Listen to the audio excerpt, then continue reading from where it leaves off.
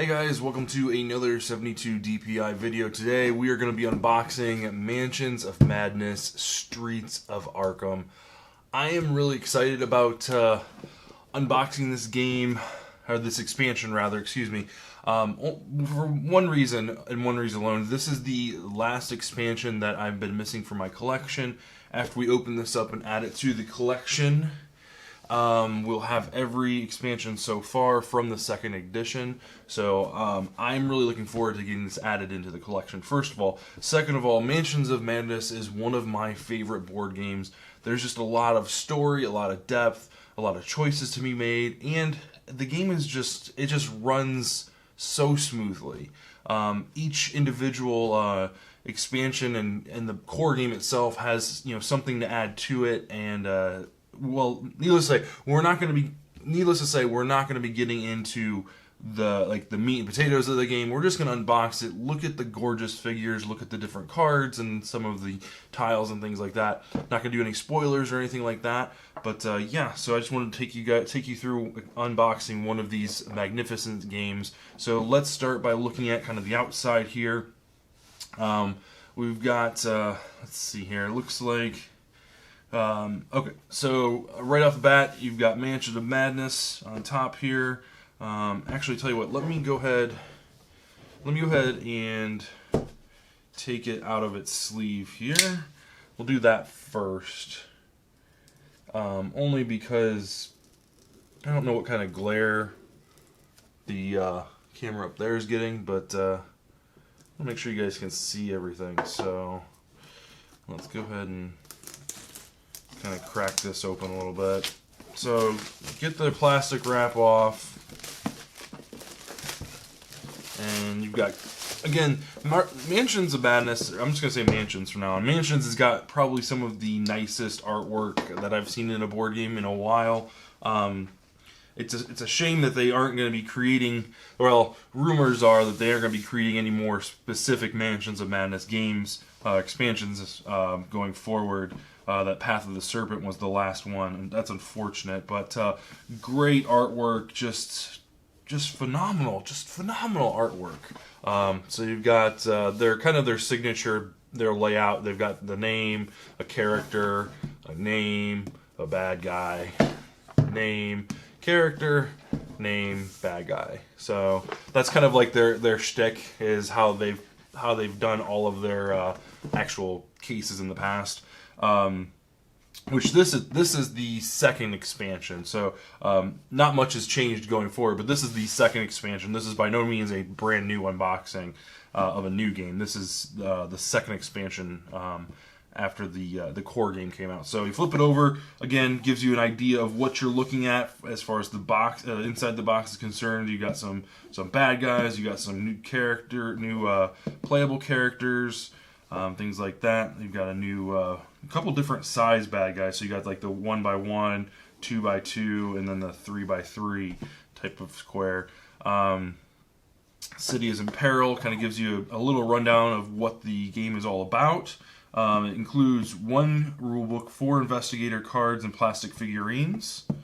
You get 17 additional map tiles, which is great. That's a huge chunk of map tiles. And the nice thing I like about this game is all the different tiles can be used in different orientations for different campaigns within the Mansions of Madness game proper, or if you want to make a custom campaign, you can kind of use these to your heart's content. They don't they're all flat edged, and you'll see that in a moment, so they don't piece together like puzzles. So again, you can kind of customize it however you want if you're into that kind of thing. It's by Fantasy Flight Games, so they kind of give you the what type of sleeves you'll need for the specific cards that are included, which is nice. So yeah, so let's open it up and take a look here.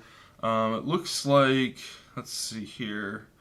Doesn't tell us how many. I think there's 3.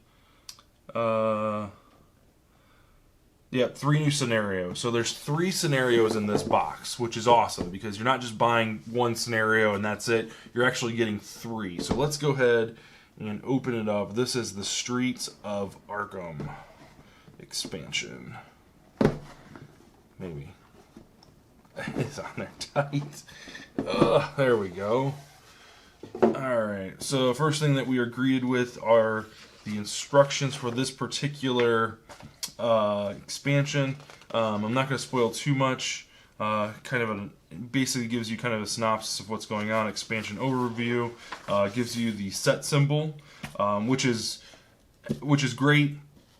Once you start collecting these expansions, I think we're up to 5 or 6 now, and you're searching for tiles within when the game tells you what type of tile to place. It'll show the expansion, and then the expansion's also located on each of the tiles. So rather than searching for hallway 2, you can narrow it down by the actual expansion icon, and then within that expansion. So it gives you an easier way to kind of organize your tiles. Opening it up, looks like we've got here's your components. You kind of got some new additional rules, improvement. Looks like there's some type of improvement tokens. We've got a new puzzle game, which is great. This game runs off of an app, so you kind of got some fun little puzzles that you can do here. So it's nice that this adds yet another puzzle. So I think we're up to 7 or 8 different puzzles, which is great just for variety's sakes. Frequently asked questions, which is always good to kind of rummage through, and then just kind of the actual credits on the back there. So let's kind of break it open here and see what we've got. They always tuck things in nice and neat. So let's look at the tiles first here. And if it's anything like past and current mansions, the tiles and the cardboard they use it's just phenomenal. Let's see if we can find a knot here. Here we go. If you guys can't tell, I'm a huge fan of this game. So it's, when another one crosses my table, it's just like, oh.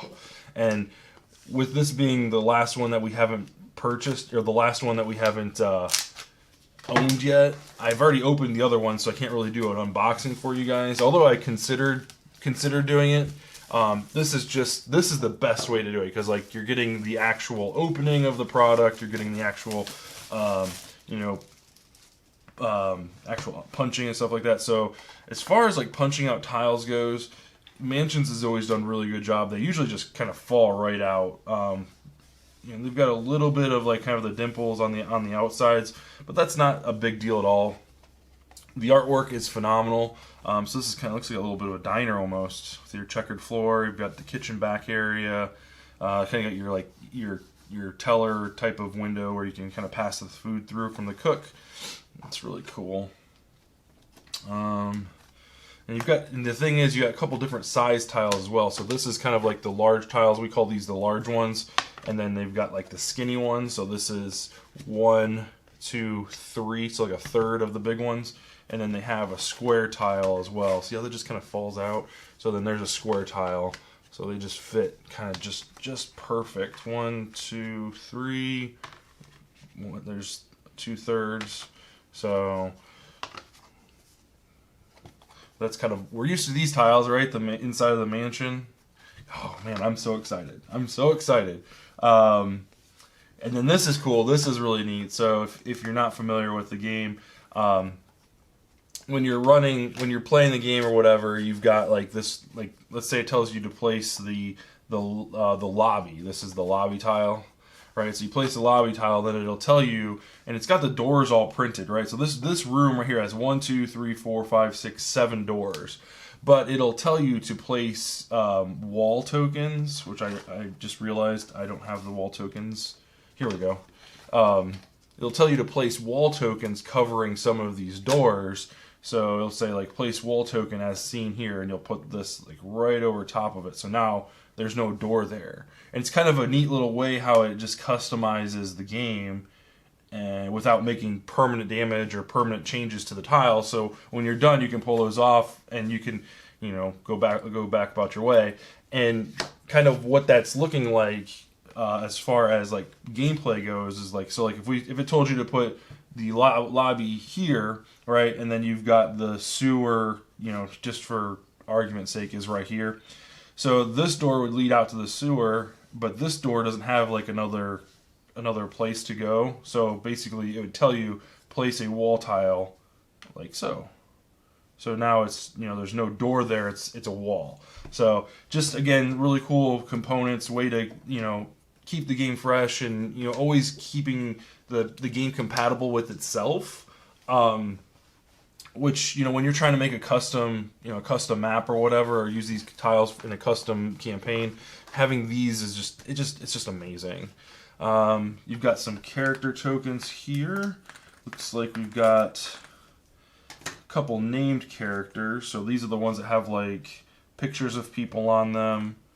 And if you flip them over, they have their names and the set symbol and stuff like that. So you can just like with the tiles, you can organize your sets by your NPCs, as you will, organize them by sets, and that way when you're playing a specific set, you know, or a specific scenario. So like this scenario is only going to use these actual NPCs. Well, I think, I'm almost positive. And then it also comes with these double-sided character tokens. Looks like there's a male and a female of each. I'm not sure what they are. I'm not really sure what these campaigns are. I haven't really looked that far ahead. But, yeah. So you just got some more tiles here. They just pop out. They're just so nice. Artwork is just astonishing. Here's some improvement. The improvement tokens that it was talking out. And they just punch out like butter. Like, it's just nice. So I don't want to go too far in it. There's some clue tokens. Here's these are the creature token tiles. These kind of slide underneath the bases of the creatures, and we'll kind of get into those in a second. And it's got a couple different numbers and tells you a little bit about what the creature is or does or where it came from or how it kind of describes the creature. But this is a hired gun. That's interesting. Okay. So, ooh, this is kind of like a museum. That's cool. Got like a dinosaur set up there. Some more NPCs, clue tokens, and the tiles are double-sided. So like, you know, the yard 1, you know, is part of one campaign. But if you flip it over, the yard 1 and the main entrance, or no, I'm sorry, the main exhibit, these two tiles would never be in the same campaign. So you're either going to use this side or you're going to use this side, depending on which campaign you're playing. So I'm just going to kind of keep moving along here. Looks like we got some more monster tokens, kind of like a church, or oh, it's a classroom. That's cool.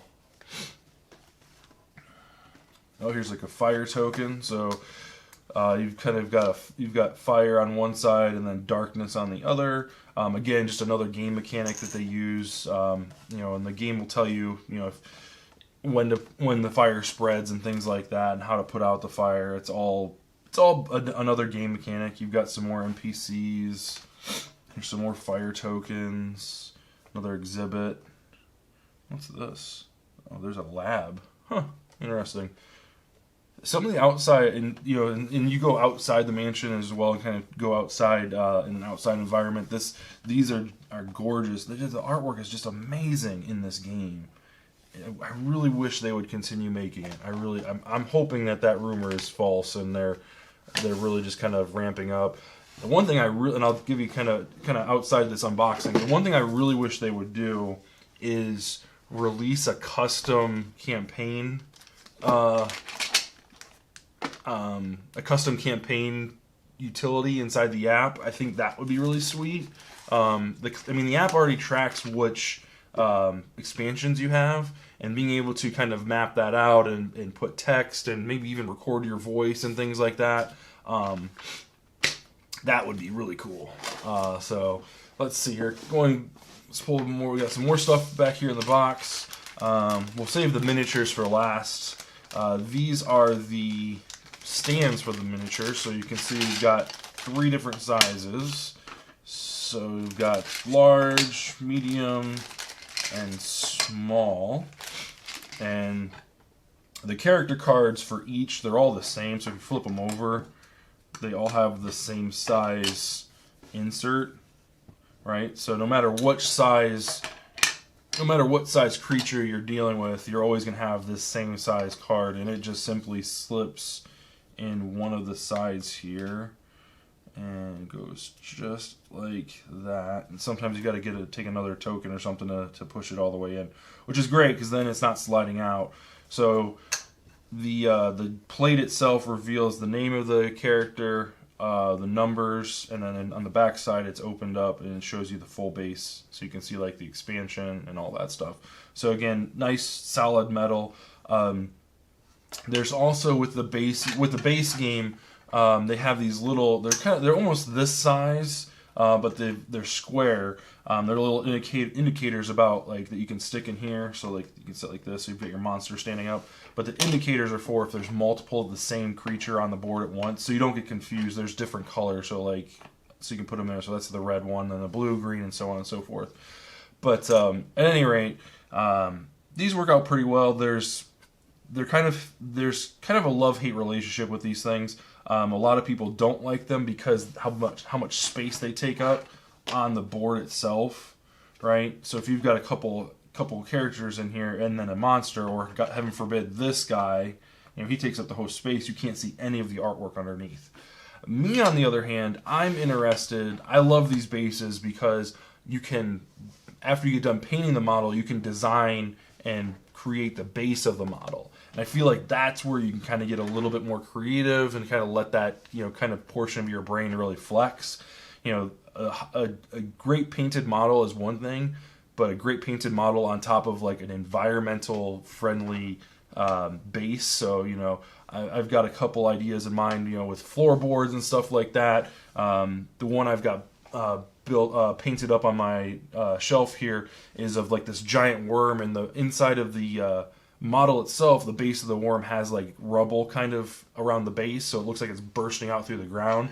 So what I've done is the base has got like, I took these, not like popsicles, they're from a craft store, and I've kind of broke them or whatever and splintered them, and I've pasted them along kind of like floorboards, kind of like propped up, so some of them are intact, but the ones where the worm's coming out, it's like just bursted out. So you can get really creative with those. I've seen people kind of do away with these and use clear ones. That's impressive too, for a whole nother reason.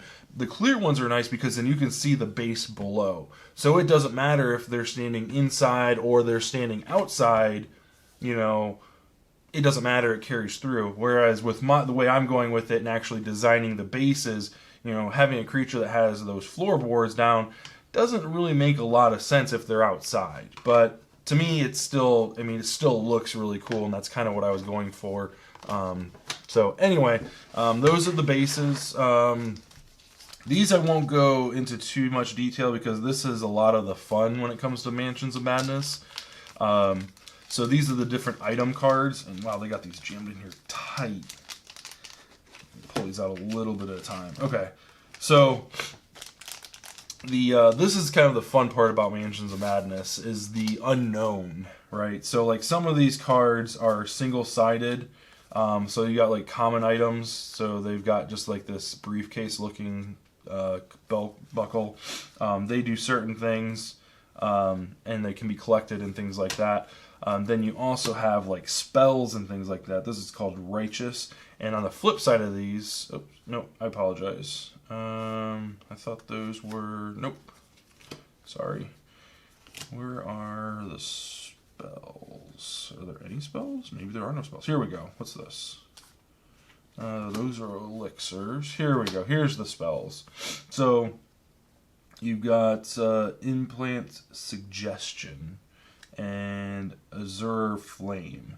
So these are kind of like spells that you can cast or perform during the game, and you do the action and then you flip it over, and on the back side of all of these is, and I'm not going to ruin it, on the back side there's something different that happens each one. So when you do this thing, it says another investigator within range may perform one action. Now they all say that same thing, right? The front of them is exactly the same. But then it has the second part, then flip this card. To which you would flip the card and then read what the back of it does, and that's where the kind of the randomness and the kind of unknown sets up. So there's 2 spells like that.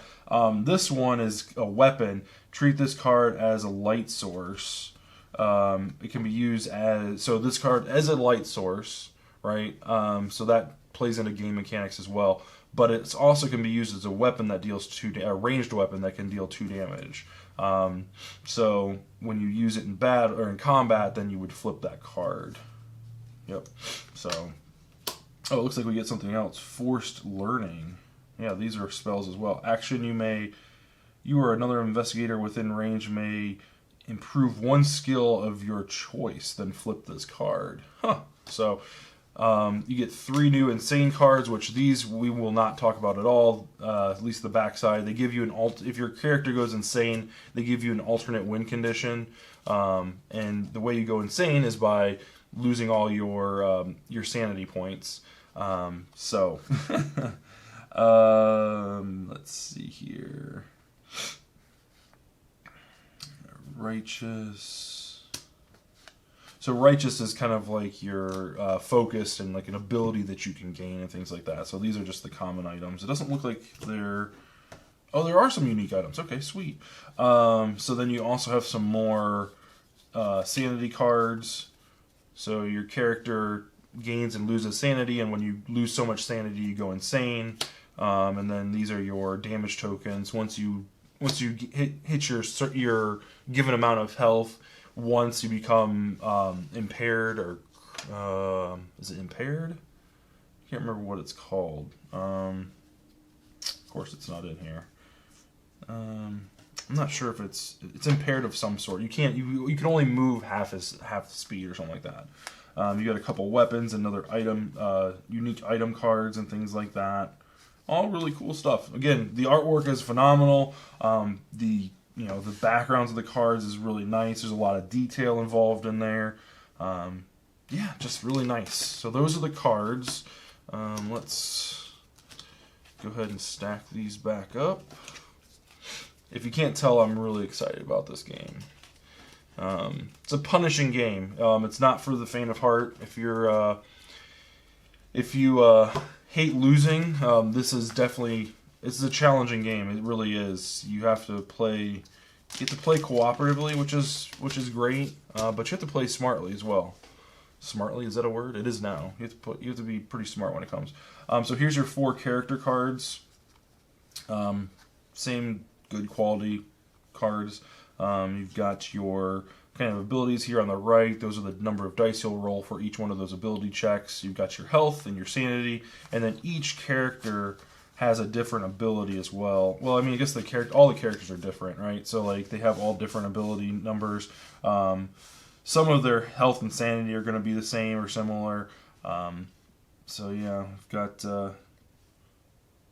So there's a whole bunch of like this person. You begin the game with the Becky unique item. So there's actually a unique item in here, which has this back on it. So which one? Oh, Becky. Becky. Oh, it's a firearm. Once per round, you may re-roll 1 dice. That's cool, and you can use as a gun. That's nice. So you would start the game off with a weapon, which is in this game is. In some campaigns is a good thing. Some campaigns there isn't very much combat, it's a lot of investigation. So, some characters are better suited for other things. The other thing that is really cool, on the backs of the cards are stories for their character. So these are their individual stories. So those are really, really cool. So I'll leave those out because the next thing we're going to look at is the actual miniatures, which are, take this off. Ooh, looky there. That's nice. Mansions does a great job with their miniatures. These are really great. And as of late, they've done an excellent job because, ooh, it's even a Ziploc bag. It's not sealed. That's awesome. And as of late, the newer releases are coming out. They're even better. Like there's fewer mistakes. Some of the bigger monsters come in multiple pieces, which makes them easier to paint. Ooh, that guy is gonna be a pain in the butt to paint. Like, it's like literally like tentacles. Look at that dude.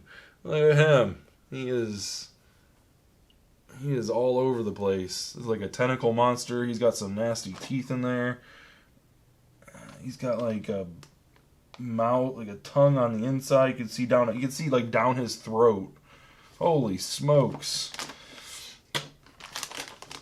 You get 2 of those? Holy cow. Uh-oh, I got guys that are all wrapped up in there. You get 2 of those guys. So there's those. We'll tell you what, look at the monster. We'll look at the monsters first. Here's like a skeleton, shambling skeleton looking dude. So they all have like, on the bottoms they all have like these pegs that fit into the bases. And I know this isn't the hired gun, but you just slide his foot in there. Now, I had to glue my guys in because some of them are a little solid and they fit in there just fine. But just to make sure that, like, in transport or, you know, from playing they don't fall off or whatever, I just basically what I did was I slid the card in there because I play with the cards inside, and then actually no, I lied. Before I slide the cards in, and I'll have to slide this one out, I put glue on the actual peg itself, and I put a little bit of glue in there, and then get him positioned and let him sit in there overnight while the glue dries, and then come back in with a file, you know, a piece of file or sanding paper, and sand down the glue that comes through the other side so it's nice and smooth. That way you can still get the card out, because if you were to put glue in this and then glue in the hole and stick it in there, you wouldn't get that card out, or if you did get it out, it'd be damaged for sure. Let's see here. We've got another skeleton looking dude. He is gross looking. There's our 4 characters. We'll bring those out in a second here. We've got here's our hired gun. Looks like he's kind of got a trench coat and tie. Looks like he's dual wielding some type of like pistols or magnums or something. Nice little trench coat. Kind of got the little top hat going on there. Kind of little. Looks like we got a second one as well. So he's pretty. I can't hold him up because I don't have a base, but that's pretty cool. And like the attention to detail is something that I really enjoy about these guys too. So like, not only does his like trench coat have like a lot of nice nooks and crannies and like shadow points and things like that, some real dimension, but it's open. Not only is it open, you can see the shirt on the inside, how it's kind of wrinkled. It's a dress shirt. He's got his tie coming out, and it's actually flapping outside, along with his belt buckle to his trench coat. So that, I mean, that is just a level of detail that not many designers go into when they, you know, decide to make some of this stuff, because that can't be cheap. You know, it could have easily been just a solid piece, just put the tie, you know, on the inside or whatever, and the belt buckle can just be, you know, floating down at the bottom, or floating like, or, you know, attached like this one is. It's, you know, it's awesome. It really is awesome. So there's the two. There's the medium-sized guys, which seriously, like, this is gonna be interesting. This is another thing that is kind of difficult to figure out, is the orientation. How do you want to orientate these guys? There's no peg on these ones, so you just glue bottom here and just glue it on top. But I guess something like that maybe, so you can still see the numbers. I don't know. That's going to be a tricky one, is trying to figure out how to get those glued down. And then the big baddie. This is, holy cow, this guy's huge.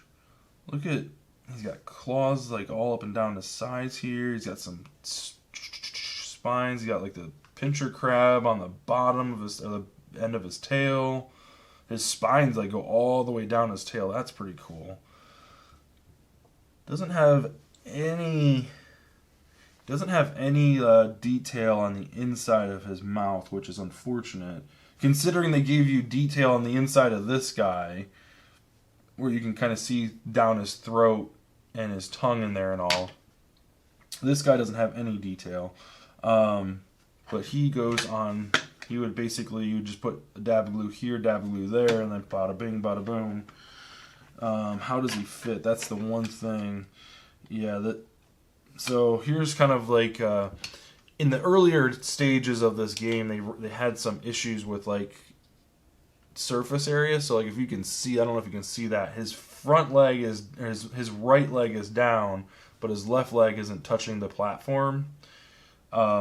So what I'll probably have to end up doing is taking like a hair dryer or something and like softening this plastic so that the tail goes up just a little bit so that bottom foot can sit. But for now, unpainted and everything, you can still rest him on top of the tile and he'll be fine. So he still stands, but to actually glue him down, we'll want to fix that. That's one of the downfalls to the game. Probably about the one and only is making sure that your characters stand on those standees.